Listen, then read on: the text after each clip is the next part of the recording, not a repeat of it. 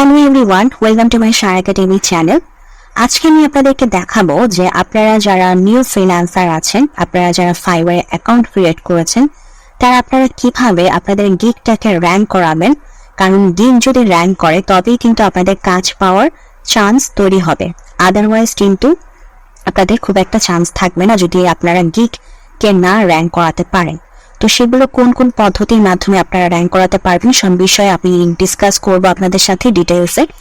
আমি আশা করবো আপনারা যারা এসেছেন সবাই প্রত্যেকে ভিডিওটি প্রথম থেকে শেষ পর্যন্ত দেখবেন। আর যারা নতুন এসেছেন তাদের কাছে আমার রিকোয়েস্ট, কাইন্ডলি আমার এই যে চ্যানেলে আপনাদের জন্য এর ধরনের অনেক ভিডিও দেওয়া হচ্ছে, টিপস এন্ড ট্রিক্স আছে যেগুলো আপনারা আপনাদের ফ্রিল্যান্সিং এর কাজে ইউজ করতে পারেন এবং ইউজ করলে অবশ্যই আপনারা বেনিফিটেড হবেন। এছাড়াও ক্লায়েন্ট হান্টিং এর ভিডিও আছে, সেগুলো দেখতে পারেন, অনেক প্রিমিয়াম তথ্য পাবেন। আশা করছি যারা নতুন এসেছেন তারা সবাই চ্যানেলটিকে সাবস্ক্রাইব করবেন। তো চলুন এখন আমরা আমাদের আজকে মেইন ডিসকাশনে চলে যাই। তো যেটা বললাম যে আপনার গিগকে র্যাঙ্ক করাতে হবে তবেই আপনার কাজ পাওয়ার চান্স তৈরি হবে। সেটা আসলে কেন? মনে করেন আমি একজন বায়ার, ঠিক আছে, আমি সেলার না, আমি একজন বায়ার। এখন আমার লিড জেনারেশন নিয়ে কিছু কাজের দরকার। এখন আমি কি করব? লিড জেনারেশন দিয়ে সার্চ দিব। এই লিড জেনারেশন নিয়ে সার্চ করার পরে দেখেন আমার সামনে কতগুলো রেজাল্ট আসছে, লাখ 29,000-এর মতো রেজাল্ট চলে আসছে। কিন্তু আমি কি এই 29,000-এর কাছে যাব? আমি কিন্তু যাবো না। আমি কি করব? এই যে প্রথম দিকে যারা আছে না, এই যে প্রথম দিকে যারা আছে এবং যারা অনলাইনে আছে, শুধু প্রথম দিকে থাকা না, যারা অনলাইনে আছে, কারণ এই মুহূর্তে আমি অনলাইনে, তাই না? আমি একজন বায়ার, আমি এখন অনলাইনে।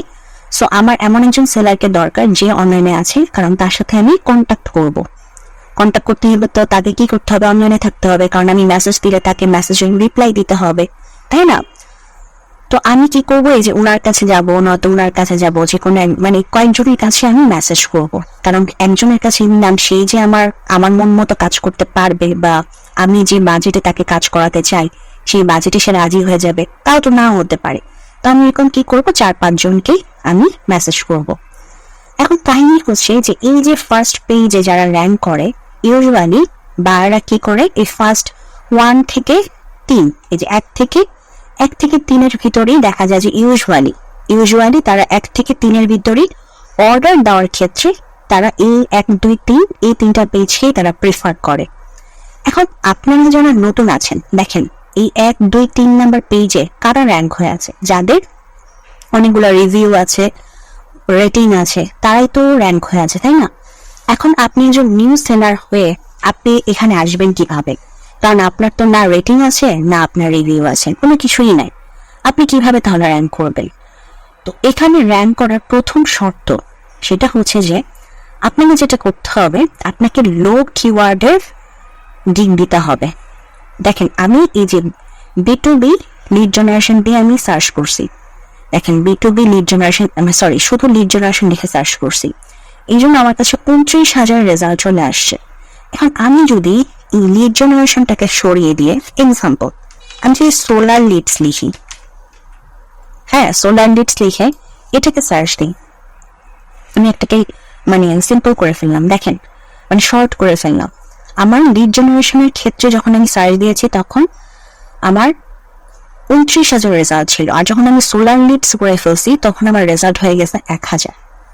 তো এখন আমাকে বলেন, একটা নতুন গিগ নিয়ে আমার 29,000-এর সাথে যদি আমি কম্পিটিশন করতে চাই, তাহলে সেখানে আমার বেশি কষ্ট পোহাতে হবে, নাকি এখানে যদি আমি এখন 1,000-এর সাথে কম্পিটিশন করতে চাই তখন আমার বেশি কষ্ট হবে? অবশ্যই আমার 29,000-এর সাথে কম্পিটিশন করতে গেলে আমার বেশি কষ্ট হবে। তো আপনারা যারা যেই জিনিস নিয়ে কাজ করেন না কেন, আপনারা তো নতুন অবস্থায় 4টা গিগ দিতে পারবেন। ওই 4টা গিগকে আপনারা ভেঙে ফেলেন। মানে ভেঙে ফেলা বলতে আমি যেটা বোঝাচ্ছি, মনে করেন আপনি ওয়েবসাইট ডিজাইন নিয়ে কাজ করেন, এক্সাম্পল আপনি ওয়েবসাইট ডিজাইন নিয়ে কাজ করেন, আপনি ওয়েবসাইট ডিজাইনের যে 4টা গিগ দিবেন, 4টা গিগকে 4টা নিশের জন্য দিবেন। মনে করেন আপনি একটা ওয়েবসাইট ডিজাইন দিলেন ই-কমার্সের জন্য, যে ওয়েবসাইট ডিজাইন ফর ই-কমার্স, আরেকটা গিগ দিলেন ওয়েবসাইট ডিজাইন ফর প্লাম্বার্স। হ্যাঁ, এরকম আপনি নিশ অনুযায়ী ভেঙে ফেলেন। মানে একটা গিগের মধ্যে সবাইকে না রেখে আপনি 4টা গিগে ভেঙে দেন। ঠিক একইভাবে যে লিড জেনারেশন নিয়ে যারা আপনারা কাজ করতেছেন তারা কি করবেন? মনে করেন একটা গিগ দিলেন আপনি শুধু সোলার লিডের উপরে, তাহলে আপনার কম্পিটিশন, ওই গিগের যে কম্পিটিশনটা সেটা 1,000-এ চলে আসলো। আরেকটা গিগ দিলেন, মনে করেন আমি দেখাই, রিয়েল এস্টেট এজেন্ট লিডস বা রিয়েল এস্টেট লিডস। সাপোজ এই যে রিয়েল এস্টেট লিডস, এই যে দেখেন রিয়েল এস্টেট লিডস। তো এটারও অনেক বেশি আচ্ছা, এটার তো যেহেতু অনেক বেশি কি জানি বলে কম্পিটিশন, এই যে দেখেন বিজনেস লিডস। সাপোজ আমি বিজনেস লিডস দিলাম, এই যে দেখেন 4,000 5,000-এর মতো রেজাল্ট আসছে, কমে গেছে। তো এভাবে মনে করেন আপনি ভেঙে ভেঙে ওই যে 29,000-এর সাথে না কম্পিটিশন করে এভাবে ভেঙে ভেঙে 4,000 5,000 1,000 15,000 20,000 এদের সাথে আপনি কম্পিটিশন করবেন, 10,000 এদের সাথে আপনি কম্পিটিশন করবেন। এখন কথা হচ্ছে ভালো কথা, আপনি ভাঙবেন, ভেঙে আপনি 4টা গিগে আপনি ভাঙলেন। এখন ভাঙার পরে ভাঙলেই যে র্যাঙ্ক হয়ে যাবেন তা কিন্তু না। র্যাঙ্ক করার জন্য এখন আপনাকে দেখতে হবে এই যে আপনি যে প্রতিটা গিগ দিচ্ছেন, প্রতিটা গিগের এই যে আমি যে গিগগুলো এই যে প্রতিটা কিওয়ার্ড লিখে যে সার্চ করতেছি, এই যে বিভিন্ন গিগগুলো যে আসতেছে, এরা কেন মানে র্যাঙ্ক করছে, তাদের এই যে গিগ ইমেজ, গিগ ডেসক্রিপশন, এগুলো কিন্তু আমার র্যাঙ্ক করার ক্ষেত্রে অনেক বেশি গুরুত্বপূর্ণ ভূমিকা পালন করে। তো আপনারা কি করবেন, এই যে তাদের গিগগুলোতে প্রবেশ করবেন, এই যে প্রথম দিকে যারা আছে তাদের গিগগুলোতেই প্রবেশ করবেন, এবং প্রবেশ করার পরে শুধুমাত্র প্রবেশ করা পর্যন্ত কাজ শেষ না। আপনারা যেটা করবেন, প্রবেশ করে তাদের যে গিগ মানে গিগ যে টাইটেল, তাদের যে গিগ ডেসক্রিপশন, এরকম 10 জনের গিগ টাইটেল এবং ডেসক্রিপশন সহ আপনি আপনার একটি ওয়ার্ড ফাইলে নিয়ে চলে যাবেন। ঠিক আছে, একটা ওয়ার্ড ফাইল খুলবেন, সেই ওয়ার্ড ফাইলে আপনার এই গিগের টাইটেল, গিগের ডেসক্রিপশন আপনি সেই ওয়ার্ড ফাইলে রেখে দিবেন। রেখে দেওয়ার পরে এরপর আপনি আপনার জন্য একটা মানে আলাদা, যেটা আপনি দিবেন গিগ টাইটেল এবং গিগ ডেসক্রিপশন আপনার জন্য, সেটার জন্য একটা আলাদা ওয়ার্ড ফাইল খুলবেন। সেই ওয়ার্ড ফাইলে ওই যে আগের যে ওয়ার্ড ফাইলটা যেখানে আপনি 10 জনের গিগ ডেসক্রিপশন নিয়ে গেছেন, সেগুলো পড়ে পড়ে তারা আসলে কোন বিষয়গুলোকে কমন রাখছে, কোন বিষয়গুলোকে তারা হাইলাইটেড করছে, এই জিনিসগুলোকে আপনার গিগ ডেসক্রিপশনে আপনি মাস্ট রাখার চেষ্টা করবেন। এটা হচ্ছে প্রথম কথা। দ্বিতীয় কথা হচ্ছে আপনি কারোটা একদম হুবহু কপি পেস্ট করবেন না। আপনি কি করবেন, আপনার ক্রিয়েটিভিটি দিয়ে আপনি এই যে আপনি 10টা গিগ ডেসক্রিপশন নিয়ে গেছেন, সেখান থেকে একজনের কাছ থেকে আপনি একটা লাইন নিলেন, আরেকজনের কাছ থেকে আপনি 2টা লাইন নিলেন, আরেকজনের কাছ থেকে আপনি একটা লাইন নিলেন, এভাবে 1-2 লাইন করে করে প্রতিটা গিগ থেকে 1-2 লাইন করে করে নিয়ে নিয়ে আপনি আপনার গিগ ডেসক্রিপশনটা তৈরি করবেন। এতে করে যেটা হলো, কারণ তারা তো র্যাঙ্ক হয়ে আছে তাদের এই গিগ টাইটেল এবং ডেসক্রিপশনের জন্য, এবং গিগ ইমেজ অবশ্যই একটা ফ্যাক্টর। তো আপনার কি হয়ে গেল, ওদের মতো একটা ডেসক্রিপশন আপনার রেডি হয়ে গেল। এরপর হচ্ছে গিগ ইমেজ।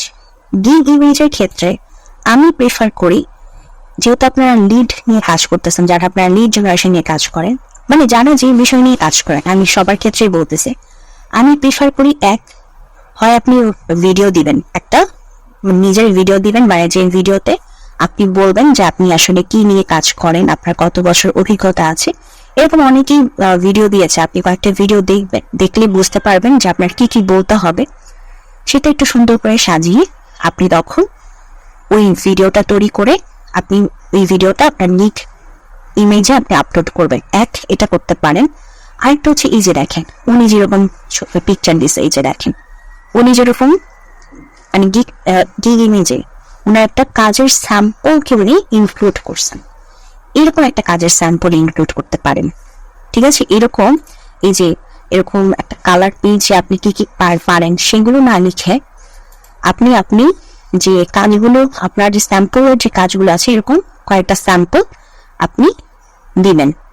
ঠিক আছে, এটা হচ্ছে আপনার গিগ ইমেজের ক্ষেত্রে কাজ। আপনি গিগ ভিডিও দিবেন এবং আপনার যে স্যাম্পলগুলো আছে সেই স্যাম্পলের পিকচারগুলো, স্ক্রিনশটগুলো আপনি এখানে দিবেন। গেল।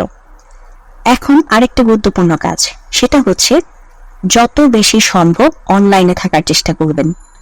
ঠিক আছে, এখন এই ক্ষেত্রে আপনাদেরকে অনেকেই একটা আইডিয়া দিবে, সেটা হচ্ছে এক্সটেনশন ইউজ করা।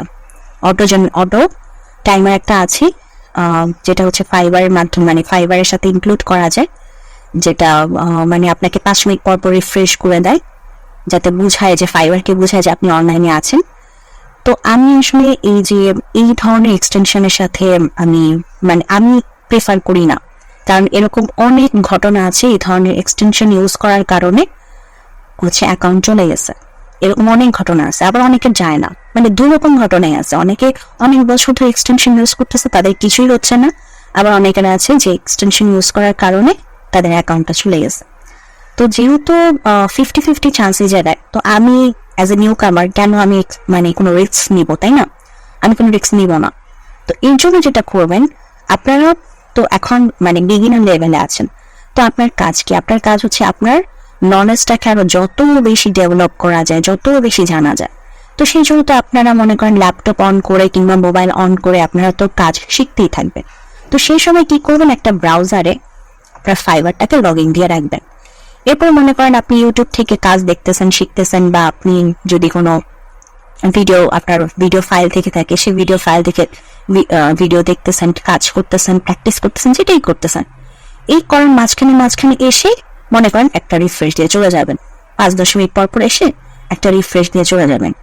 এইভাবে আপনি যতক্ষণ আপনার ল্যাপটপ বা পিসিতে আপনি আসেন ততক্ষণ আপনি এই কাজটা করবেন। এটা হচ্ছে আমার সাজেশন।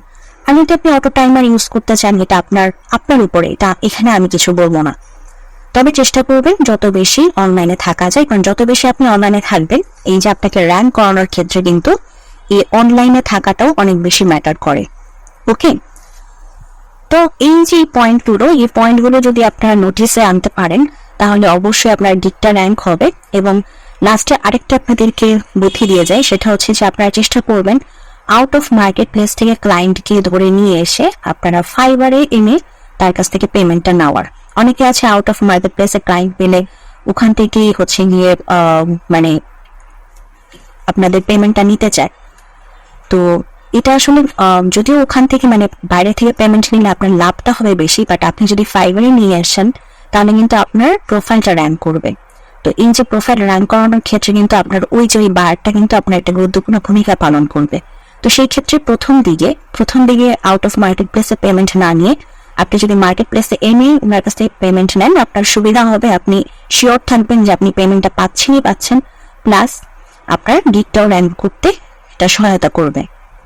পরবর্তীতে যখন গিগ র্যাঙ্ক হয়ে যাবে, আপনি একটা ভালো পজিশন ক্রিয়েট করে ফেলবেন, তখন আপনি ওই আউট অফ মার্কেট প্লেসে যখন আপনি ক্লায়েন্ট পাবেন, তখন পেমেন্ট বাইরে নিয়ে সমস্যা নাই, কিন্তু নতুন দিকে চেষ্টা করবেন তাদেরকে এই মার্কেট প্লেসে নিয়ে আসা।